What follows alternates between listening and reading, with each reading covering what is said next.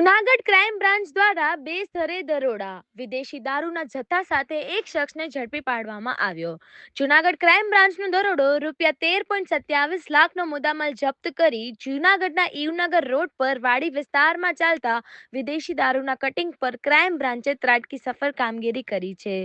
દારૂનો જથ્થો કુલ 3,876 નંગ વિદેશી દારૂની બોટલો અને બિયરના ટીન, કિંમત આશરે ₹10,07,760. મુદ્દામાલ અશોક લેન્ડેડ ગાડી, રિક્ષા, મોબાઈલ અને રોકડ મળી કુલ 13,27,760નો મુદ્દામાલ કબજે. મયુર કરણભાઈ ભારાઈ રહે ગાંધીગ્રામ નામના આરોપીની સ્થળ પરથી ધરપકડ. ફરાર આરોપીઓ અન્ય 4 શખ્સો કિરીટ ઉર્ફે કીડો, રામા દેવરાજ આલાસીદી અને અર્જન ઉર્ફે રતડીને પકડવા ચક્રો ગતિમાન કર્યા. આરોપીઓ મગફળીના ભૂસાના ઢગલામાં દારૂ છુપાવી રહ્યા હતા, જે દરમિયાન ક્રાઇમ બ્રાન્ચની ટીમે તેમને રંગે હાથ ઝડપી પાડ્યા હતા.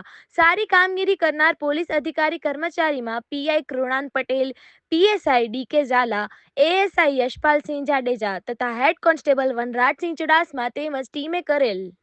જ્યારે અન્ય એક કામગીરીમાં માંગરોળ તાલુકાના મકતુપુર ગામના સ્મશાન પાસેના કાચા રસ્તેથી પોલીસે વિદેશી દારૂ ભરેલું વાહન ઝડપી પાડ્યું છે, જેમાં મુખ્ય આરોપી નારણ રામાભાઈ ખાંભલા રહે શેરિયાજ ગામ, તાલુકો માંગરોળ. જોકે દરોડા દરમિયાન આરોપી હાજર મળી ન આવ્યો હતો.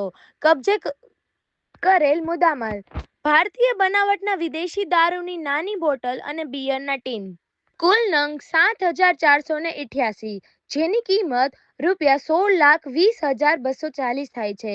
દારૂની હેરાફેરીમાં વપરાયેલ મહિન્દ્રા બોલેરો પિકઅપ વાહન, જેની કિંમત આશરે 5 લાખ. કુલ મુદ્દામાલની કિંમત ₹24,20,240. પોલીસ કાર્યવાહી. આ કામગીરી ક્રાઇમ બ્રાન્ચના પોલીસ ઇન્સ્પેક્ટર કૃણાલ એમ પટેલ, એએસઆઈ સામતભાઈ બારૈયા, જગમાલભાઈ ગલચર અને હેડ કોન્સ્ટેબલ વનરાજસિંહ ચુડાસમા તેમની ટીમ દ્વારા ગુપ્ત બાતમીના આધારે કરવામાં આવી છે. આરોપી વિરુદ્ધ માંગરોળ મરીન પોલીસ સ્ટેશનમાં પ્રોહિબિશન એક્ટ મુજબ ગુનો દાખલ કરવામાં આવ્યો છે.